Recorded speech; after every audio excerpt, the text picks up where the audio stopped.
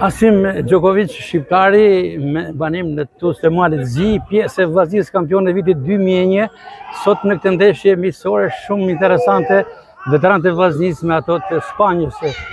Emocione patjetër. Ma normale, emocione të mëdha shumë. Stadiumi i Vllaznisë është një stadium i veçantë për mua, specifik.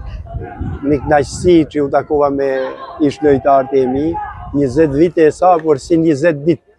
Emocionet normalisht. Kjo është një stadium për mua i veçantë, cili do jesë për ta jetën time, siç e kam thënë edhe përpara. Kënaqësi e madhe të jem këtu në stadium të Vllaznisë përsëri. E keni thënë edhe herë të tjera, por titulli me Vllaznin në këtë stadium besoj se ka qenë kulmi i karrierës. Kulmi i karrierës, normal. Kulmi i karrierës sime, një emocione shumë të mëdha.